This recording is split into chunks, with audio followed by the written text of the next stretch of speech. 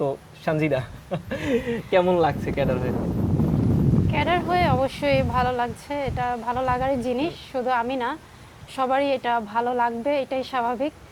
তো সবার মতো আমারও অনুভূতি ভালো লাগা, তবে আমার কাছে এটা অন্যান্য জবের মতোই একটা জব। আমি এখন একটা জব করতেছি, ভবিষ্যতে একটা জব করব, দুটোর ভিতরে আসলে ডিফারেন্স খুব একটা নাই। তখনও জনগণের সেবা দেব, এখনও জনগণের সেবা দিচ্ছি, একজন সরকারি চাকরিজীবী হিসেবেই পরিচিত হব, এটাই হচ্ছে সবচেয়ে বড় কথা। আচ্ছা আচ্ছা, আহ, ভালো কথা বলেছো। এখন তুমি আমাকে জাস্ট একটা বলো যে এটা হিট করার মতো যে একটা মেয়ে হিসাবে তুমি কতগুলো চাকরি আপাতত ক্র্যাক করেছো, এবং হচ্ছে আর সামনে তো আর করবা না এইটা সব বিসিএস সব? এখন পর্যন্ত আমি 5টা চাকরি ক্র্যাক করেছি। কোনটা কোনটা আমাকে বলো একটু, জানি সবাই একটু বুঝতে পারে যে আসলে মেয়ে হিসেবে পারলে হচ্ছে ছেলেরা কেন পারবে না। আর হচ্ছে আরেকটা জিনিস, সেটাও হিট করার মতো, সেটা হচ্ছে আমাদের সানজিদা হচ্ছে জাতীয় বিশ্ববিদ্যালয় থেকে পড়া। আবার অনেকে মনে করেন না যে আসলে জাতীয় বিশ্ববিদ্যালয় থেকে মেধাবী না, এরকম না, যথেষ্ট মেধাবী একটা মেয়ে এবং জাতীয় বিশ্ববিদ্যালয় থেকে এসেছে। যারা জাতীয় বিশ্ববিদ্যালয়তে পড়াশোনা করেন তাদের নিয়েও ও হচ্ছে গাইডলাইনমূলক কথাবার্তা বলবে। এখন চাকরি কয়টা পেয়েছো, কি কি পেয়েছো আমাদেরকে একটু জানা। আমার প্রথম চাকরি ছিল বিআরডিবিতে, ওটা হচ্ছে 11 গ্রেডের একটা চাকরি ছিল হিসাবরক্ষক হিসাবে। তো ওটা আমি 5 মাস করেছিলাম 2023 সালে, মে থেকে সম্ভবত অক্টোবর। 5 মাস আমি এখানে জব করি, দেন ওই জবটা আমি সুইচ করি, মানে ছেড়ে দিই জবটা, আর করি না। এরপরে দীর্ঘ সময় বেকার ছিলাম। এরপরে হচ্ছে 2025-এর জানুয়ারিতে এসে আমি আমার দ্বিতীয় জব পাই। ওটা কোনটা? ওটা ছিল সাধারণ বীমা কর্পোরেশনে Wow. জুনিয়র অফিসার হিসেবে 10ম গ্রেডের একটা পোস্ট, এবং ওটা আমার খুবই একটা প্রিয় জব ছিল। আচ্ছা। বিশেষ করে আমার সবচেয়ে প্রিয় কর্মস্থল বলা যায়, ওখানে আমার খুব ভালোই লাগতেছিল জব করতে। এরপরে কাছাকাছি সময়েই আমার আবার সোনালী ব্যাংক পিএলসিতে অফিসার জেনারেল হিসেবে সুপারিশপ্রাপ্ত হই, এবং ওখানে নিয়োগটা দেয় 2025-এর 16 জুন, এরকম একটা সময় হবে। আর সাধারণ বীমায় তখনও নিয়োগ দেয় না। তো আমি একটু কনফিউজড ছিলাম 2টা 10ম গ্রেডের জব কোনটায় জয়েন করব। যেহেতু আমার বিশেষ টার্গেট ছিল, আমি ওখানে আর জয়েন করি না। সাধারণ বীমায় যখন 12 আগস্ট জয়েনিং হয় তখন আমি ওখানে জয়েন করি। এই হলো আমার 3টা চাকরি, আর আমি চতুর্থ চাকরি পাই সোনালী ব্যাংক পিএলসিতে সিনিয়র অফিসার হিসাবে, যেটা বর্তমানে যেটা কর্মরত আমি আছে। বর্তমানে কর্মরত আছি। এই গত বছরের ডিসেম্বরে ওখানে জয়েন করেছি। আর এছাড়া বিভিন্ন জায়গায় ভাইবা দিয়েছি, পেট্রো বাংলা থেকে শুরু করে বিসিএজের আরও কয়েকটা ভাইবা দিয়েছি, এবং আরও কয়েক জায়গায় দেওয়ার সৌভাগ্য হয়েছে। আর সর্বশেষ তো 47তম বিসিএসে অডিট ক্যাডারে সুপারিশপ্রাপ্ত আছি। আচ্ছা, এখন তোমার চাকরি পাওয়ার গল্পটা শুনলাম, এখন একটু স্ট্রাগলটা নিয়ে, মানুষের তো স্ট্রাগলটা শুনলে হয়তো রিলেট করতে পারবে। অনেকেই আছে লাইফে অনেক স্ট্রাগলের মধ্যে দিয়ে যায়, যখন যায় তখন মনে করে আমার লাইফেই স্ট্রাগলে ভরা, আর বাদ বাকি যারা এই যে চাকরি টাকরি পাচ্ছে তাদের লাইফে কোনো স্ট্রাগলই নাই। তোমার বাবার ব্যাপারে আমাদেরকে একটু বলতে পারো, প্লাস হচ্ছে তুমি কেন আসলে জাতীয় বিশ্ববিদ্যালয়ে এত মেধাবী হওয়া সত্ত্বেও। আর একটা বিষয় হচ্ছে বিসিএস এর যে যে ব্যর্থতাগুলো ছিল, তুমি হচ্ছে 45 দিলা, সেখানে ভাইবে দিলা 46, একটা বিশাল অ্যাক্সিডেন্ট হয়ে গেছে, এত ভালো রিটেন দেওয়ার ফলে তোমার হচ্ছে রিটেনে আসে নাই। তারপরে এখানে 47-এ যায় হচ্ছে এভারেজ মানে একটা রিটেন দিয়েও তোমার প্রথম চয়েস চলে আসছে। তো সব মিলে আমাদের একদম তোমার বাবা থেকে খেয়াল করি, কিন্তু তোমার বাবা, তারপর হচ্ছে তোমার স্ট্রাগল, এই জাতীয় বিশ্ববিদ্যালয়, আর এইটা আমাদের বলবো। আচ্ছা, তাহলে একদম শুরু থেকে শুরু করি। হ্যাঁ। আমরা হচ্ছে 6 বোন, এবং আমার বাবা একজন হাই স্কুলের টিচার ছিলেন। তো দেখা যায় একজন হাই স্কুলের টিচারের যে স্যালারি, প্লাস হচ্ছে আমরা 6 বোন, আমাদের 6 বোনের পড়াশোনা, হচ্ছে আমাদের ভরণ পোষণ, সব কিছু মিলে ছোটোবেলা থেকে একটা ফিনান্সিয়াল ক্রাইসিস আমরা আর কি দেখেই বড় হয়েছি। আর হচ্ছে আমার যে বাবা বাবা হচ্ছে সবসময় অলওয়েজ একটা কথা বলতো যে আমার মেয়েরা আসলে কোনো অংশে ছেলেদের থেকে কম নয়। তো আমার এখনও মনে আছে এক রিলেটিভ এসে বলতেছিল যে ভাইয়া, আপনার তো 6টা মেয়ে, আল্লাহ যদি একটা ছেলে দিত তো খুব ভালো হইতো, আসলে এটা আপনার জন্য দুঃখজনক। তো আমার বাবা উঠে বলতেছিল, মোটেও দুঃখজনক না, আমার 6টা ছেলে থাকলে যা আমার জন্য হইতো, আমার 6টা মেয়ে আছে, আমার জন্য ব্যাপারটা সেমই। ছেলেরাও হচ্ছে জব করে ক্যারিয়ারে ভালো কিছু করে বাবা মাকে যেমন খাওয়াবে, আমার মেয়েরাও আমাকে খাওয়াবে। এটা হচ্ছে প্রশংসা করে সে ওই সময় বলছিল। তখন আমি ছোট, হয়তো হাই স্কুলে পড়ি, এইরকম হবে। আমার কথাটা এখনও মনে আছে। তো আমার যে এই পর্যন্ত আসা, এক্ষেত্রে সব থেকে বড় অবদান হচ্ছে আমার বাবার, কারণ আমি ছোটবেলা থেকেই আর কি কোনো কিছু করার স্বপ্নটা দেখি, ক্যারিয়ারে ভালো কিছু করব, ভালো একটা জায়গায় যাব। এটা হচ্ছে আমার বাবার স্বপ্ন ছিল, সেইটাই মূলত আমি এই পর্যন্ত টেনে এনেছি। তো আমার বাবা, আমি যখন হাই স্কুলে ছিলাম আমি একটু প্রাইমারিতে থাকতে আরও বেশি ফাঁকিবাজ ছিলাম, কিন্তু হাই স্কুলে থাকতেও ফাঁকিবাজ ছিলাম। তো সন্ধ্যার সময় দেখা আমরা সারা বিকাল খেলাধুলা করতাম, আমাদের গ্রামে হচ্ছে একটা সার্কেল ছিল, আমরা খেলাধুলার মাঝেই থাকতাম। তো সন্ধ্যার সময় এসে আমি ঘন্টাখানেও পড়তাম না, ঘুমিয়ে যেতাম। পড়তে ভালো লাগে না, খুব ক্লান্ত লাগতেছে, সারাদিন স্কুল করছি, খেলাধুলা করছি, এখন ঘুমিয়ে পড়বো। তো আমার বাবা বলতো, তুই যদি 1 ঘন্টা পড়তিস ঠিক মতো তাহলে আমার আফসোস থাকতো না। তো ওই টাইমে একটু ফাঁকিবাজ ছিলাম। পড়াশোনায় মনে হয় আমি একটু সিরিয়াস হয়েছি, 9-10-এ উঠে আর কি পড়াশোনার প্রতি সিরিয়াস হয়েছি। ছোটোবেলায় একদমই ফাঁকিবাজ ছিলাম, পড়াশোনা টোটালি করতামই না। ইভেন আমি প্রাইমারি স্কুলে থাকতে একবার স্কুল থেকে পালিয়ে আসছিলাম, আমি আর স্কুলে যাব না, টানা প্রায় 15-20 দিন স্কুলে যাই নাই। তো আমার বোনরা হচ্ছে এরপরে জোর করে আমাকে আবার স্কুলে নিয়ে গেছিল। আচ্ছা আচ্ছা। তো এটা হচ্ছে আমার জার্নি। আর আমার মায়েরও আমার ক্ষেত্রে অনেক অবদান আছে। আমার মা হাইলি এডুকেটেড না, ওরকম পড়াশোনাও করে নাই, স্কুলের গণ্ডেও পড়াইতে পারে নাই। তো এটা সত্ত্বেও আমার বাবা সব সময় পাশে থেকেছে। যেমন আমি ছোটোবেলা যখন বাড়িতে ছিলাম গ্রামে, তখন হচ্ছে আমি পড়তে ভয় পাইতাম রাতে একা একা। যেমন এসএসসি পরীক্ষা বা এসএসসি পরীক্ষা বা অনার্সের সময় যে পরীক্ষাগুলো ছিল, রাত জেগে পড়তে বসলে আমার ভয় লাগতো। গ্রামে একটু আমাদের ওইখানে পরিবেশটা খুব একটা পজিটিভ ছিল না। তো মা করতো কি, ঘুমাতো না, আমার পাশে এসে বসে থাকতো, বলতো তোর ভয় লাগতেছে, সমস্যা নেই, আমি জেগে থাকি। আর আমার খাবার দাবার, ইভেন আমি এই যে এখনও মা হচ্ছে এটার এত খেয়াল রাখে। দেখা গেল আমি পড়তেছিলাম, মা এসে আমার পাশে খাবার রেখে গেছে, কেন খাই না বারবার বলতেছে। তো আমার মা হচ্ছে পড়াশোনা হয়তো অত ভালো করে নাই বা ওরকম বুঝেও না, কেরিয়ার নিয়ে বিসিএস কোন ক্যাডার কীরকম অত ডিটেলসও বোঝে না। কিন্তু আমার এই পর্যন্ত আসার পিছনে আমার মা আমাকে সব রকম সাপোর্টই দিয়ে গেছে। আমি যেই সিদ্ধান্ত নিই না কেন আমার পাশে থেকেছে আমার মা। তৃতীয়ত যে মানুষটার কথা আসলে বলতে হয়, আমার বড় বোন। বড় বোন হচ্ছে মানুষের বাবা মা তো থাকেই, তো আমার হচ্ছে বলতে পারি বাবা মা আসলে আমি ডাবল পেয়েছি। কারণ আমার বড় বোন কখনো আমার বাবার দায়িত্ব পালন করেছে, কখনো মায়ের দায়িত্ব পালন করেছে। তো এক্ষেত্রে সে আসলে আমার জন্য এক প্রকার আশীর্বাদই বলা যেতে পারে। আচ্ছা, তো তোমার মা বাবা হচ্ছে খুব আর্লি তোমাদের ছেড়ে চলে যায়? বাবা হচ্ছে আমি যখন এসএসসি দিই তখন হচ্ছে বাবা ব্রেন স্ট্রোক করে। তো দেন দীর্ঘ সময় বাবা একটু অসুস্থ ছিল। 2017 সালের জানুয়ারিতে বাবা মারা যান। তো 13 থেকে 17 ওই টাইমটা আসলে বাবা ওরকম সুস্থ ছিল না, অসুস্থই ছিল, অনেক কিছুই বুঝতো না যেহেতু ব্রেন স্ট্রোক করছে। তো একটা বাজে সময় ওই সময় পার করছি। আর হচ্ছে যে সুমিকত তুমি বলতেছিলা যে আমি ভালো স্টুডেন্ট হয়েও কেন জাতীয় বিশ্ববিদ্যালয়, তো এক্ষেত্রে যদি বলি, আমি যখন এইচএসসি দিই আমি ভালো করতাম, কলেজে ভালো করতাম, প্রথম দিকেই থাকতাম। দেখা গেল আমি আমাদের যে টেস্ট পরীক্ষা হয়েছিল সেখানে আমার প্রথম হওয়ার কথা ছিল, যদিও এখানে একটা ছোট্ট অ্যাক্সিডেন্ট হয়েছিল।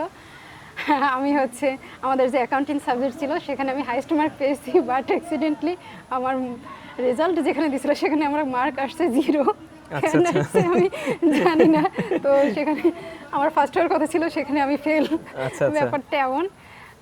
তারপরে হচ্ছে আসলে আমি বাবা অসুস্থ, প্লাস আমাদের ফ্যামিলিতে ওই টাইমে আরও একটা ইনসিডেন্ট ঘটে গেছে, তো ওটার প্রভাব আমার উপরে পড়ছিল খানিকটা। প্লাস হচ্ছে ওই টাইমে আমি নিজেও কিছুটা অসুস্থ হয়েছিলাম। ওই টাইমে আমার মাথা ব্যথার সমস্যা থেকে শুরু করে বিভিন্ন ধরনের সমস্যা দেখা দিছিল, যার কারণে আর আমি মেন্টালি অনেকটা ভেঙে পড়ছিলাম যে সবাই অনেক আগে গেছে, আমি পড়তে পারতেছি না, প্লাস বাবা অসুস্থ, সব কিছু মিলে আমি ওই টাইমটা পড়াশোনাই করি নাই আর ঠিকমতো পরীক্ষাও দিই নাই। আমি মনে হয় 2টা পরীক্ষা দিয়েছিলাম, ঢাকা ভার্সিটি প্লাস হচ্ছে বরিশাল ভার্সিটি, এই 2টার অন্য কোথাও অ্যাডমিশনও দিই নাই। ওটাকে আর কি সিরিয়াসলি কেন যেন নিয়েই নাই ওই টাইমে। আচ্ছা, অন্য একটা কথা বলি, সেটা হচ্ছে তোমার কি মনে হয় যে আসলে আজকে ক্যাডার হওয়ার পিছনে জাতীয় বিশ্ববিদ্যালয়ই দায়ী? কারণ জাতীয় বিশ্ববিদ্যালয়ে পড়ার ফলে তোমার মধ্যে সেই ক্ষোভটা ছিল যে আসলে অন্যদের থেকে বা জাতীয় বিশ্ববিদ্যালয়ে আমার যে বন্ধুরা আছে তাদের থেকে আমার এগিয়ে যেতে হবে, কি মনে হয়? না, জাতীয় বিশ্ববিদ্যালয় যে ব্যাপারটা এমন না। আমি হ্যাপি, আমার আসলে ক্যাম্পাস সব কিছু নিয়ে হ্যাপি ছিলাম। আমার ওখানে যখন ভর্তি হই এর পরের সময়টা আমি আমার কিছু কলেজ লাইফের ফ্রেন্ডদের সাথে কমিউনিকেশন করার ট্রাই করি, খুবই ক্লোজ কিছু ফ্রেন্ড ওদের সাথে। তো যখন কমিউনিকেশন করার ট্রাই করি দেখলাম ওরা অনেকটা চেঞ্জ হয়ে গেছে। ব্যাপারটা আসলে একটু আমার ইগোতে লাগে বলতে, ওরা কিন্তু আমার সমপর্যায়ের স্টুডেন্ট ছিল বা কোনো কোনো ক্ষেত্রে আমি ওদের থেকে বেটারও ছিলাম, আচ্ছা খারাপ ছিলাম ব্যাপারটা এমন না। তো এই জিনিসটা একটু খারাপ লাগলো। তো আমার মনে হইলো আসলে আমার ভালো কিছু করার দরকার। মানুষ এটাকে ক্যারিয়ারটাকেই অনেকে সাফল্য মনে হ্যাঁ, করে, অবশ্যই অনেকে অন্তত আমাদের দেশে। আমাদের দেশে আসলে মানুষের সৌন্দর্য, ক্যারিয়ার, এভরিথিং অনেক কিছুই অনেক ম্যাটার করে। তো দেন আমি একটু ভেঙে পড়ি ফার্স্ট ইয়ারে থাকতে। তো এই জিনিসগুলো আমাকে একটু যে আসলে আমার ট্রাই করা উচিত ছিল, কেন করলাম না আরও ভালো মতো, সবাই ভালো ভালো জায়গায় গেছে, আমি কেন যেতে পারলাম না, এটা একটু আমার ভিতরে টেনশন কাজ করতেছিল। তখন আমাদের যখন ফার্স্ট ইয়ারের পরীক্ষা ছিল, 2 মাস আগে আমি হচ্ছে একটু বই খাতা নিয়ে বসলাম, এখন দেখি সবাই প্রাইভেট পড়তেছে। তো আমার মনে হলো আমারও প্রাইভেট পড়া দরকার। তো আমি হচ্ছে আমাদের যে ডিপার্টমেন্টের মিজানুর রহমান নামে একজন স্যার আছে, তার কাছে গেলাম। এখন দেখলাম সবাই সব পারে, আমি শুরু থেকে শুরু করলাম। তো কিছুদিন পড়ার পরে স্যার বলতেছে, তুমি আগে আসো নাই কেন? তো স্যারের কোনো কারণে আমার হচ্ছে আমাকে ভালো লাগছে, মনে হচ্ছে যে আমি ভালো কিছু করতে পারবো, এটা স্যারের মনে হয়েছে। তো যে কোর্সগুলো অন্যরা কমপ্লিট করে ফেলছে সেগুলো স্যার হচ্ছে আমাকে আলাদা একা পড়াইছে, একটু মানে এক্সট্রা টাইম দিয়ে জাস্ট ধরাই দিছে যে সাঞ্চিদা এটা এরকম পড়বা। তো ফার্স্ট ইয়ারে দেখা গেছে শুরুর দিকে না পড়ার কারণে রেজাল্ট আমার একটু ওই সময় খারাপ আসছিল, 3.38 এরকম আসছিল। জাস্ট আগের 2 মাস কোনো রকম ওই পড়ছিলাম এই কারণে। তো পরে আবার সেকেন্ড ইয়ার থেকে রেগুলার হয়ে যাই। তো এরপরে আমি একটু আমার একাডেমিক লাইফে সিরিয়াস হই। সেকেন্ড ইয়ারে মনে হয় ফার্স্ট হয়েছিলাম। তো থার্ড ইয়ার, ফোর্থ ইয়ার, এই ইয়ারগুলোতেও রেজাল্ট ভালো করলাম। তো দেন আমি হচ্ছে ডিপার্টমেন্টে ফার্স্ট হই। ফার্স্ট হওয়ার পরে আমি বিসিএসের জার্নিটা আসলে শুরু করব। 2021 সালে আমার গ্রাজুয়েশন কমপ্লিট হয়। তো আমি হচ্ছে এক প্রকার বাসা থেকে জোর করেই প্রেশার দিতে চাইছিলাম যে আমি থাকবো না বাসায় থাকলে আমার পড়াশোনা হবে না, আমি বরিশালে যাব, আমি একটু লাইব্রেরিতে পড়বো। তখন আমার যে বিভাগীয় যে লাইব্রেরি বরিশাল, ওটা সম্পর্কে আমার টুকটাক ধারণা ছিল, ওখানে গিয়ে সবাই পড়ে। তো আমার ওইরকম একটা ইচ্ছা ছিল। কোচিং আসলে আমি 2-3 দিন ক্লাস করছিলাম। তো ওদের ক্লাস আমার খুব বোরিং লাগতো, আমি আবার ক্লাস জিনিসটা কেন যেন করতে পারতাম না, টানা একটানা ক্লাস। গতকালকেই হচ্ছে আমি মনে হয় এই রিলেটেড কন্টেন্ট দিয়েছিলাম যে আসলে কোচিং খুব একটা দরকার নেই, যদি কেউ খুঁটে খুঁটে পড়তে পারে, প্রবলেম সলভ করার যাদের আসলে ইচ্ছা আছে। আর এই যে লাইব্রেরির যে কথাটা বলতেছে, লাইব্রেরি তো আমাদের লাইফে, অন্তত তোমার লাইফ, আমার লাইফ, আমাদের আশেপাশের যারা সার্কেলে যারা ছিল সবার লাইফে হচ্ছে লাইব্রেরি চেঞ্জ করে দিয়েছে। লাইব্রেরির গুরুত্ব অনেকে এখনও জানে না, কারণ আমরা যে একটানা পড়তাম একদম 7টা থেকে 11টা বা কখনো এদিকে প্লাস মাইনাস হতো, মানে লাইব্রেরি থাকলে বাসায় বসে এরকম পড়াটা অসম্ভব, হয়তো অনেকের হয়তো, বাট আমাদের জন্য অসম্ভব ছিল। প্লাস হচ্ছে লাইব্রেরিতে থেকে যে ওই যে অন্যরাও যে আমাদের মতো হতাশ হয় আসলে ওই জিনিসটাও সরাসরি চোখের সামনে দেখা যায়, একটু চা খেতে খেতে তাদের সাথে আড্ডা দেওয়া যায়, এই বিষয়টা আমি বলছিলাম। তুমি কন্টিনিউ করতে পারো পাবলিক লাইব্রেরি। হ্যাঁ, তো 2021 সালে আমি বাসা থেকে এক প্রকার জোর করেই বরিশালে চলে আসি। আসলে মানে 2021 সাল পর্যন্ত আমি আমার গ্রামেই ছিলাম, ওখানে থেকে আমি আমার পড়াশোনা করেছি। আমার স্কুল লাইফ, কলেজ লাইফ বা ভার্সিটি লাইফ, যদিও আমাদের ওটাও কলেজ, ন্যাশনাল ভার্সিটির আন্ডারে। তো পুরোটাই আমি অনার্স পর্যন্ত বাসাতেই ছিলাম, আমাদের গ্রামের বাড়িতে। ওখান থেকেই পড়াশোনা করতাম, বাড়ি থেকে যে এসে করতাম। কিন্তু আমার মনে হয়েছে যে বাড়িতে থেকে আর সম্ভব না, একটা গ্রাজুয়েশন কমপ্লিট করা মেয়ে বাড়িতে থাকলে নানা রকম ডিপ্রেশন কাজ করবে, আশেপাশের মানুষের কথা প্লাস ফ্যামিলি প্রেশার। তো আমি সব কিছু বিবেচনা করে চিন্তা করছি আমি বাড়িতে আর থাকবো না। আচ্ছা, বাড়ি বলতে গ্রামের বাড়িতে তোমার? হ্যাঁ, গ্রামের বাড়িতে থাকবো না, আমি বরিশালে যাব, আমি লাইব্রেরিতে মানে পড়াশোনা শহরে করব। যাব আমরা? হ্যাঁ, লাইব্রেরিতে পড়াশোনা করব। ওখানে আমি দেখছি কিছু মানুষজন পড়াশোনা করতেছে, তো এদের সাথে পড়াশোনা করলে আমি মনে হয় ভালো করতে পারবো। এটা অলরেডি আমার মাথায় ঢুকে গেছে, কারণ আমি হচ্ছে লাইব্রেরিতে আমার অনার্স লাইফে 2-3 দিন ঘুরে আর কি দেখছি, তো দেখতাম সবাই পড়াশোনা করে। কিন্তু বাসা থেকে তো যেতে দেবে না, এই প্রশ্ন সেই প্রশ্ন, মানে অনেক মানে কথা। দেন আমি হচ্ছে আমার বোনের বাসায় গেলাম, বোন বললো আমার বাসায় থাক, আমার বাসায় থেকে পড়াশোনা কর। কিন্তু আমার ওখানেও থাকার ইন্টেনশন ছিল না, কারণ আমি জানি ওখানে থাকলে আমার পড়াশোনা হবে না ভালো।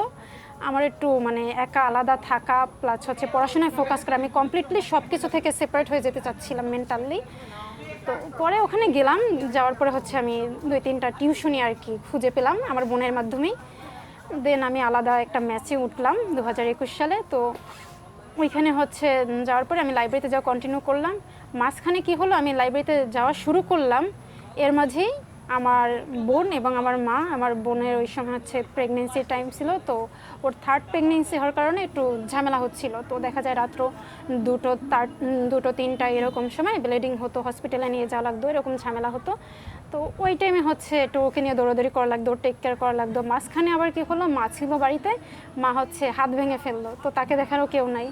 তো আমার পড়াশোনা মধ্যে পড়াশোনায় ভালো একটা 2021 হ্যাঁ ভাঙন আসে। মধ্যে বলতে কি আমি কেবল শুরু করছি 2-3 দিন লাইব্রেরিতে যাওয়া, তার আচ্ছা। ভিতরে এগুলো হয়ে গেছে। হ্যাঁ তো দেন হচ্ছে আবার সেখানে ব্যাক বাড়িতে এসে মাকে নেওয়া, তো দুজন দু জায়গায়, দুজনের আসলে টেক কেয়ার ওরকম যে এসে করা সম্ভব না, তো মাকেও বোনের বাসায় নিয়ে আসলাম। দেন ওরকম করতে করতেই আমার 2021-এর তো গেলই, 2022-এরও একটা টাইম চলে গেল। তারপরে 2022-এ আবার আমি পাবলিক লাইব্রেরিতে যাওয়া শুরু করলাম। দেন হচ্ছে মনে হয় তোমাদের সাথে কনফিডেন্সে হ্যাঁ গেলাম 45তম বিসিএসের জন্য। আসলে ওই যে আগে পড়াশোনা শুরু করব করে সব কিছু মিলে ওয়েট নেই, তারপর হচ্ছে 45-এ সিরিয়াসলি পড়াশোনা শুরু করলাম।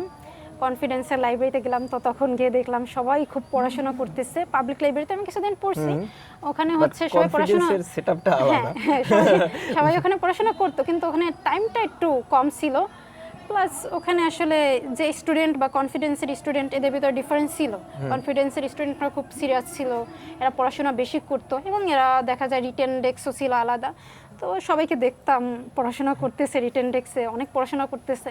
তো আমার তাদের দেখে মনে হলো আল্লাহ এরা এত পড়াশোনা করতেছে, আমি জাতীয় বিশ্ববিদ্যালয়ের স্টুডেন্ট, এরা যদি 8 ঘন্টা পড়ে আমার আরো 2 ঘন্টা বেশি পড়া উচিত, আমার 10 ঘন্টা পড়া উচিত, কারণ আমি জাতীয় বিশ্ববিদ্যালয়, তাদের থেকে আমার মেধা কম। আমার ভিতরে চিন্তা ভাবনা ঢুকে গেছিল।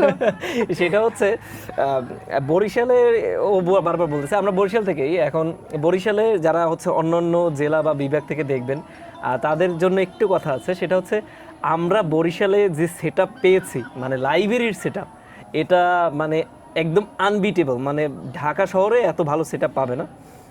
কনফিডেন্সের বিশাল লাইব্রেরি, সেই বিশাল লাইব্রেরিতে পুরো বিভাগের সেই তুখর মেধাবী যারা স্টুডেন্ট ছিল তারা ওখানে আসতো, এবং তখন কম্পিটিশনটাই নিজেদের মধ্যে হতো এবং পড়াশোনাও নিজেদের মধ্যে এই রেষারেষি করতে করতে বেড়ে যেত। আমাদের মনে আছে যে হয়তো আমাদের 7টায় খুলতে লাইব্রেরি, সম্ভবত 8টা 8:30 পর আর সিট পাওয়া যাইতো না লাইব্রেরির মধ্যে। তো আমাদের মধ্যে কম্পিটিশন থাকতো, 7টার সময় যাইতে হবে, 7:30টার সময় যাইতে হবে, সিট নিয়ে টানাটানি, হেসরাহেসরি, 1 ঘন্টা কেউ ঘুরতে গেলেই সিট চলে যাইতো। তো এরকম অনেক বিষয় ঘটছে, বাট ওই যে বিষয়টা আসলে আমাদের হেল্প করছে যে বেশি সময় আমাদের আসলে রিটেন ডেস্কে থাকা লাগবে। হ্যাঁ, তো ওই যে তখন লাইব্রেরিতে যাওয়া শুরু করলাম, 45-এ প্রিপারেশন নেওয়া। তখন এর আগের একটা ঘটনা বলি, আমি যখন গ্র্যাজুয়েশন কমপ্লিট করলাম তখন আমি আমার এক রিলেটিভ, তাকে জিজ্ঞেস করতেছিলাম যে আমি কি পড়বো, তার কাছ থেকে আমি বই লিস্ট নিয়ে এসেছিলাম। তো সেই সময় সে আমাকে সাজেস্ট করছে লাইভ এমসিকিউর কথা। আচ্ছা, তো আমি লাইভ এমসিকিউর প্যাকেজ কিনি 45-এ, এবং ওদের একটা স্টাডি গ্রুপ ছিল, সেখানে আমি ভর্তি মানে জয়েন করি। ওদের যে 200 দিনের একটা মনে হয় ওই সময় ছিল 200 বা 180 দিন, আমার 200 দিন মনে নেই, 200 দিনের ছিল হয়তো। তো ওখানে হচ্ছে আমি রেগুলার যে ওদের যে সিলেবাস ছিল, সারাদিন হচ্ছে ওই কনফিডেন্সের লাইব্রেরিতে বসেই ওদের ওই পুরো সিলেবাসটা কমপ্লিট করতাম। আর কনফিডেন্সের যে পরীক্ষা জাস্ট ওখানে অ্যাটেন্ড করতাম, পিলিটা কোনো পড়তাম না, একদম ওদের সিলেবাস টোটালি টাচই করতাম না। ওই যে লাইভে যা পড়তাম ওইটা দিয়ে যা পারতাম ওইটাই জাস্ট পরীক্ষা দিতাম। তো এরকম দৈনিক আমি ওদের সিলেবাসটা কমপ্লিট করে তারপরে হচ্ছে ওখানে পরীক্ষা দিতাম, বাসায় গিয়ে, সারাদিন লাইব্রেরিতে পড়তাম, বাসায় গিয়ে হচ্ছে পরীক্ষা দিতাম। এর আগে আরেকটা কাজ করতাম, যে টপিকটা পড়ছি ওই টপিকটারই আর কি কিছু আমি প্রিভিয়াস যে কোশ্চেন বা পরীক্ষা ছিল ওগুলো একটু সলভ করতাম, ওইটা আমাকে হেল্প করতো। তো এখানে পিলির ক্ষেত্রে আমার লাইভ এমসিকিউ খুব একটা বড় ভূমিকা পালন করেছে। এবং স্টাডি গ্রুপটাও আমি একদিন যদি পরীক্ষা না দিতাম, আমাকে মডারেটর ইনবক্সে নক দিত, সাইফুল ভাই, উনি আমাদের সাথে আসলে 47-এ সুপারিশপ্রাপ্ত হয়েছে পুলিশ ক্যাডারে। তো ওই ভাই আমাকে নক দিত, এক্ষেত্রে ভাইয়ের প্রতিও একটা কৃতজ্ঞতা আছে। একটু থামাই দিয়ে বলি, সেটা হচ্ছে লাইভ এমসিকিউ অ্যাপ, নতুন যারা জানেন না, এটা একটা অ্যাপ। আমরা কিন্তু কোনো স্পন্সর ভিডিও বানাইনি, আগেই বলে রাখতেছি। আজকে অনেক বেশি হব, যে বই পড়ছি ওইটার নাম বলে দিব, যে আমাদের হেল্প করছে তার নাম বলে দিব, যে কোচিংয়ে আমরা পড়ছি ওটা বলে দিব। মানে আমাদের এখানে রাগডা করার কিছু নাই, আমাদের টাকা পয়সাও দিতে হবে না। আমরা শুধুমাত্র এই জন্য বলছি যে একটা ক্লারিফিকেশন থাকুক, সবাই জানুক আমরা কিভাবে এগিয়ে গেছি। একটা বরিশাল শহর যেখানে হচ্ছে স্টুডেন্ট কম্পিটিশনও অনেক কম, সেখান থেকে এতগুলো ক্যাডার চলে আসছে, সামনে হয়তো আরও অনেক বেশি আসবে। অবশ্যই একটা ভালো পরিবেশ আমরা পাচ্ছি, আমরা ভালো একটা এনভায়রনমেন্টে পড়াশোনা করতে পারছি। এবার আমাদের ফরেন ক্যাডার থেকে অডিট, পুলিশ, ট্যাক্স, কোন ক্যাডার আমাদের আসে নাই, সব ভ্যারাইটিস অফ ক্যাডার্স চলে এসেছে। তো আপনারা এই গাইডলাইন নিলে অবশ্যই উপকৃত হবেন। আমি একটু ক্যামেরাটা চেক করবো, সানজিদা কন্টিনিউ করবে, বলো। ওকে, তো কোথায় ছিলাম? Live MCQ. তো 45-এ এরপরে হচ্ছে ওখানে আমি ছিল সম্ভবত 17 মে। এর ভিতরে মাঝে আবার আমার বিআরডিবিতে জব হয়ে যায়। একদম আমার যে প্রথম যে জীবনের পরীক্ষাটা ছিল সেটাই ছিল বিআরডিবিতে পরীক্ষা। তো ওখানে আমি পিলি দিলাম, রিটেন দিলাম, ফার্স্ট ভাইবা, আমার জব হয়ে গেল। তো 15 মে ছিল ওখানে জয়েন, আর 45-এর পিলি ছিল 17 মে। তো আমি ওখানে জয়েন করে এসে তারপরে হচ্ছে পিলিতে বসলাম, পিলি টিকলাম। এরপরে জয়েন করে আমার পোস্টিংটা হলো বরিশালের বাইরে পোস্টিংটা দেয়, যার কারণে আমার বরিশালে আর থাকা হলো না, বরিশালের বাইরে চলে গেলাম। তো ওখানে যাওয়ার বরিশাল পরে বলতে তুমি সিটির বাইরে চলে গেছো? হ্যাঁ। বরিশাল বরিশাল বাইরে বলা জেলায় যায়। আছো কিন্তু জেলায় না, হ্যাঁ। বরিশাল জেলায় না, ওটা জালকাঠি ও, জেলার আচ্ছা, ভিতরে। আচ্ছা, ঠিক আছে। তো ওটা ছিল নলসিটি উপজেলা, জালকাঠি জেলার ভিতরে পড়ছে, আচ্ছা। পুরো বরিশাল জেলারই বাইরে। হ্যাঁ। এবং আমার যে সার্কেল, যাদের সাথে পড়াশোনা করতাম কনফিডেন্সে, তো সবার থেকে বিচ্ছিন্ন হয়ে যে গেলাম। পরিবেশে ছিল সেখান থেকে হ্যাঁ, চলে গেছো। সেখান থেকে চলে গেছি। তো আমার ওখানে আবার একটু কাজের প্রেশার ভালোই থাকতো। সব দেখা যায় সকাল 9টায় ঢুকতাম, 6টায় বের হওয়া লাগতো, এমন ছিল। সারাদিন অনেক কাজ ছিল। তো এরপর বাসায় এসে আর পড়াশোনা করতে মন চাচ্ছে না। তো এটা নিয়ে আমি খুব ডিপ্রেসড হতাম যে আমার সামনে রিটেন, আমি পড়তে পারতেছি না, কি পড়বো বুঝতে পারতেছি না, পরীক্ষা দিতে পারতেছি না, খুব হতাশ আমি এটা নিয়ে। তো ডিসাইড করলাম যে জব ছাড়বো কি ছাড়বো না। তো একটা সিদ্ধান্তহীনতায় ভুগলাম। বাসার সবাইকে বললাম যে আমি আসলে জব ছাড়তে চাই, একেবারে না, কেউ হচ্ছে রাজিই না। এবং আমার যে ফ্রেন্ড সার্কেল তাদেরকেও বললাম, তারাও পজিটিভ ভাইব বলতে গেলে দেয় নাই। আমাকে বলছো, আমি কিন্তু না, তোমার বলছি তোমার কেসটা আমি পরে। বলছি সাজিদ তুমি ছাড়ো। তো ঠিক আছে বলো, ফ্রেন্ড সার্কেল তাহলে আমার ইনক্লুড করো নাই। ঠিক আচ্ছা, আছে ঠিক আছে, বলো, আমি কোনো সমস্যা পুরোটা নেই। বলি। হ্যাঁ, শেষ করো। তো আমাদের সাথে জয়েন করা এক ভাই ছিল, হ্যাঁ, সৌরভ দাস সম্ভবত ওনার নাম। হ্যাঁ। তো দাদা আমাদের সাথে জয়েন করছে। দাদা 41-এ তখন শিক্ষা ক্যাডারে সুপারিশপ্রাপ্ত। তো দাদাকে আমি নক দিলাম, দাদা আপনি তো এখানে আছেন, বর্তমানে জানেন এই জবের অবস্থা, প্লাস আপনি একটা ক্যাডারেও রিকমেন্ড আছেন, তো আমার কি করা উচিত? আমার তো এটা ফার্স্ট পিলি, আমি তো এই যে গ্রাজুয়েশন করছি, বেশি দিন হয়ও নাই, আমার কি এখানে থাকা উচিত নাকি বের হয়ে যাওয়া উচিত? তো দাদা আমাকে একদম নির্দ্বিধায় বলল, শান্তিতে তুমি ছেড়ে দাও জব, এই জব করা তো তোমার কোনো দরকার নাই, তুমি নির্দ্বিধায় ছেড়ে দাও। তুমি যেহেতু একটা পিলি পাস করছো, একদম তোমার প্রথম চাকরির পরীক্ষায় তুমি জব পেয়েছো, তোমার ভিতরে কিছু তো আছে, তুমি ভালো করবা, অ্যাটলিস্ট এডুকেশন ক্যাডার পাইলেও পাবা, একটু বিশ্বাস আছে। তো দাদা হচ্ছে ওই একমাত্র ব্যক্তি, মানে যে আমি যে দ্বিধাটা ছিল আমার ভিতরে, একদম মুহূর্তে দ্বিধাটা দূর করে দিছে। আমি কোনো কিছু না ভেবে সিদ্ধান্ত নিলাম জব ছেড়ে দেব। তো বোনকে বললাম, বাসায় বললাম, না সবাই রাজি না, পরে হচ্ছে জব ছেড়েই দেবো। এখন দেখতেছি আমার বোন আসলে, ওই যে এর আগে মনে হয় আমি বলছি, আমার বাবা মার পরে আসলে আমার বোনের জায়গাটা, তো বোন রাজি হচ্ছিল না, ওর সিদ্ধান্তটা আমার জন্য খুব গুরুত্বপূর্ণ ছিল। পরে আমি 2 দিন মনে হয় কান্নাকাটি করছিলাম, রাতে ঠিক মতো ঘুমাই নাই। মা আবার বোনকে বলতো যে এইরকম, বোন আবার ফোন টোন দিত। পরে বললো যে যা তুই চাকরি ছেড়ে দে, যা হওয়ার হবে, সমস্যা নাই। তো চাকরি ছেড়ে দিলাম। তো বোনের একটু বিশ্বাস ছিল যে আমি ভালো করব, সেই জায়গাটা থেকেই আসলে বোনও বলছে চাকরি ছেড়ে দিতে। তো চাকরি ছেড়ে দেওয়ার পরে আবার সেই বেকার লাইফে প্রবেশ। এরপরে হচ্ছে 45-এর রিটার্ন দিলাম। রিটার্ন আমার এভারেজ হয়েছিল ফার্স্ট বিসিএস রিটার্ন, প্লাস হচ্ছে আমি একদম 5 মাস নষ্ট করে ফেলছি। ওই 5 মাস বলতে গেলে কোনো পড়াশোনা আমি করতে পারি নাই। প্রথম রিটার্ন তো অনেক কিছুই ভুল হয়ে যায়, অনেক মানে কিছুই ভুল স্ট্র্যাটেজি হয়ে যায়, বলো strategy। বা হচ্ছে মানে কেন জানি ওই আমরা যেখানে টাইম লাগে না সেখানে বেশি দেই, যেখানে লাগবে সেখানে দেই না, মিলাই জিলে স্ট্র্যাটেজিক্যালি আর কি ওখানে সমস্যা হয়ে যায়। হ্যাঁ, তারপর বলো। আর হচ্ছে রিটার্নে মডেল টেস্ট দেওয়াটা খুব গুরুত্বপূর্ণ, প্লাস গাইডলাইনটাও গুরুত্বপূর্ণ। আমি কোনোটাই ওই টাইমে 5 মাস আসলে পাই না, একদম বিচ্ছিন্ন হয়ে পাও নাই না গেছিলাম। নেও নাই। আমি একটা কথা বলে দিই, সেটা হচ্ছে সানজিদা প্রচন্ড লেভেলে ইন্ট্রোভার্ট, ঠিক আছে? হ্যাঁ। তো ওর আশেপাশে হয়তো বা অনেক ভাইয়েরা ছিল, সিনিয়ররা ছিল, যাদের কাছ থেকেও হেল্প নিতে পারতো, বাট হচ্ছে ইন্ট্রোভার্ট হওয়ার ফলে ও আসলে অ্যাপ্রোচই করতে পারে না। প্লাস হচ্ছে ও যখন ছিল তখন ওই যে সিনিয়ররাও একটু কনজুস হয়ে গেছে, তারাও ওরে হেল্প করে নাই। তো দুইটাই হচ্ছে একটু মানে দুইটা কানেক্ট হতে পারে নাই। পরবর্তীতে হচ্ছে করে নাই আসলে, আমি একটু বলি ব্যাপারটা এমন, তাদের জায়গায় যদি আমি থাকতাম আমিও হয়তো অমনই থাকতাম। আসলে আমি একটু ইন্ট্রোভার্ট, ওইরকম যে অ্যাপ্রোচ করা, জিজ্ঞেস করা, এগুলো আসলে আমি করতাম না, যার কারণে আসলে আমি এটা পাইও একটু তো না। লাগে কমিউনিকেশন স্কিল, যাক সামনে গ্রো করে, নাহলে বিপদ আছে। কমিউনিকেশন স্কিল এটা নিয়ে আমি আসবো পরে, হ্যাঁ, যখন ক্যাডারের চয়েসের ব্যাপারটা আসবে তখন এটা নিয়ে বলবো।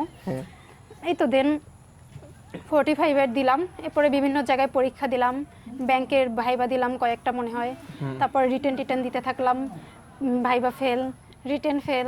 তো আমার এখনো মনে আছে, আমার একটু লাস্ট 2024-এর লাস্ট দিকে আমি ভাইবা ফেল করি, প্লাস হচ্ছে মনে হয় এটা 21 ভিত্তিক সিনিয়র অফিসার রিটেন ছিল ব্যাংকের, আমি পাস কোম্পানি করছি যেটা হ্যাঁ। তো ওক্ষেত্রে আমি রিটেন ফেল করছি, তো এটা আমি একটু টেনশনে পড়ে গেলাম, আচ্ছা আমি কি আদৌ জব পাবো। আমি কিন্তু লং টার্ম একদম যে 2023 অক্টোবরে জব ছেড়ে আসি, এরপর লং টার্ম বেকার, এবং আমার কখনো মনে হয় নাই আমার ডিসিশনটা ভুল ছিল, কারণ আমি পিলি টিকতেছি, বিভিন্ন জায়গায় রিটেন দিচ্ছি, ভালো কিছু হবে, সময় লাগবে, কারণ আমি এটা জানি বিশেষ শর্ট টার্মের ব্যাপার না, লং টার্মের ব্যাপার, এখন আমি সাফল্য পাচ্ছি না, পরে পাবো, এটা আমি আর কি ধরে নিছিলাম। কিন্তু ওই টাইমে হচ্ছে যে ব্যাংকের মতো জায়গায় রিটার্ন ফিল করতেছি, এত এত মানুষ নিচ্ছে, সেখানে আমি রিটার্ন পাস করতেছি না, যদি আমার রিটার্নটা ভালো হয় না, আমি ওই ক্ষেত্রে হচ্ছে একটু স্ট্র্যাটেজিতে ভুল করছি, আমি টাইম মেনটেনটা করতে পারিনি, আমার কোশ্চেন ছেড়ে আসতে হয়েছিল। যাই হোক, একটু হতাশ ছিলাম। এরপরে আরও কয়েক জায়গায় পেট্রো বাংলাতে মনে হয় নবম গ্রেডে একটা ভাইবা দিছিলাম, যে কোম্পানি যেটা ছিল ওখানে, তো সেখানেও দেখা যায় আসলো না, একটু হতাশ ছিলাম, ভাইবা আসতেছে না, রিটার্ন আসতেছে না। দেন সাধারণ বীমাতে পরীক্ষা ছিল, ওখানে নবম দশম দুইটাই, দশম গ্রেডে হচ্ছে আমার আইবিএ জব নিয়েছিল, আইবিএ মনে হয় পরীক্ষা নিয়েছিল, এক্সাম নিয়েছিল, ওখানে হচ্ছে আমি জবটা ক্র্যাক করি, দশম গ্রেডেরটা, নবম গ্রেডের পিলি ফেল, ওই টাইমে আমার পিলি প্রিপারেশন বাজে ছিল। যাই হোক, তো একসাথে পরীক্ষা দিছিলাম, হ্যাঁ দশম গ্রেডে দুইজনে রিটেন একসাথে দিছি, আমার ম্যাথ হয় নাই আর ওর ম্যাথ কারেক্ট হয়েছে, এই জন্য ওর চাকরিটা হয়ে গেছে। আমরা অনেক ফেলের সঙ্গী আর কি, মানে আমরা যে কত সাল 2022 সালের শেষ দিক থেকে মধ্যে হচ্ছে আমি 45তম পিলি ফেল করি, ওই সময়টা হচ্ছে খুব বাজে সময় গেছে, ওই টাইমটা আমি গায়েব, আমি কারোর সাথে কোনো কমিউনিকেশন নাই, সানজিদাও নাই, কোনো বন্ধু বান্ধব নাই, আমি ঘরে বসে থাকতাম। তারপরে হচ্ছে আস্তে আস্তে যখন লাইব্রেরিতে ব্যাক করা শুরু করি, তখন হচ্ছে মানে তারপর থেকেই আর কি আছে আমাদের অনেক স্মৃতি আছে, যেমন এই যে সাধারণ বীমায় আমি যেটা জব পেলাম, ওটা আমার এখনো মনে আছে, আমরা যারা রিটেন দিলাম, আমরা মানে 6 জন রিটেন দিছিলাম, তো তারা হচ্ছে সবাই কোয়ালিফাইড ছিল, আমার জব হলো 5 জন রিটেনই পাস করলো না, এই যে 5 জন রিটেন পাস করলো না, তার ভিতর ও ছিল, ও তার কয়দিন পরই হচ্ছে এডুকেশন ক্যাডারের রিকমেন্ড। আরও একটা ছেলে ছিল আমাদের সাথে, সুবীর করে নাম, ও ওই 21 বেস সিনিয়র অফিসারই, ওর সোনালী ব্যাংকে এসে গেল। তারপরে আরো একটা ছেলে ছিল সোহানও তো ছিল আমাদের সাথে, হ্যাঁ সোহান হচ্ছে 47-এ অ্যাডমিনে 10ম প্লেস করলো, তো সবাই ট্যালেন্টেড ছিল। আলটিমেটলি আমরা একটা জব পাই নেই, কিন্তু হচ্ছে বিভিন্ন দিক থেকে ভাই চুলকি করতেছি, কিছু মনে করি না, চারদিক থেকে মশায় কামড় দিতেছে কানের গোড়ায়, এদিকে ওদিকে, মানে আমরা হচ্ছে যারাই ফেল করছি, আমাদের যে গ্যাং ছিল, হয়তো দুই একজন একটু অসফল আছে, হয়তো তারা আমাদের কথা শুনলে কষ্ট পেতে পারে, কিন্তু ম্যাক্সিমামই হচ্ছে কিন্তু ওই যে ফেল করতাম পাস করতাম, এদের মধ্যে থেকে কিন্তু এখন ভালো ভালো ক্যাডার চলে আসছে। আর এই যে এখানে আমি একটু একটা কথা বলতে চাই, যে তুমি বললে অনেকের এখনো জব হয় নাই, মানে তারা যথেষ্ট কোয়ালিফাইড এবং আমাদের সমপর্যায়ের, এখন এটা হচ্ছে অনেক ব্যাপার থাকে, আপনার স্ট্র্যাটেজি, মাথা ঠান্ডা রাখা, প্লাস হচ্ছে লাক, সবকিছু মিলে আসলে লাকটা এখানে বড় ফ্যাক্টর। তো দেখা যায় সমস্যা যে আসলে কেউ যদি তার প্রথম জীবনে চাকরি পেয়ে যায়, হঠাৎ করে একটা বড় চাকরি পেয়ে গেল, নবম গ্রেডে চাকরি পেয়ে গেল, ধরলাম সে প্রশাসন ক্যাডারই পেলো, সে কখনো এটা বুঝতে পারবে না যে আসলে কত ফ্যাক্টর একটা চাকরি পাওয়ার পিছনে কাজ করে। তো এখানে প্রায় 4-5টা ফ্যাক্টর, বড় বড় ফ্যাক্টর কাজ করে, যেটা যখন এক জায়গা মিলে যায় তখন গিয়ে হয়তো আমরা সফল হই, এবং যারা সফল হতে পারেনি তারা হয়তো সামনে গিয়ে হয়তো সফল হবে আল্লাহ যদি চান, তারা অবশ্যই যোগ্য, সফল অবশ্যই যোগ্য।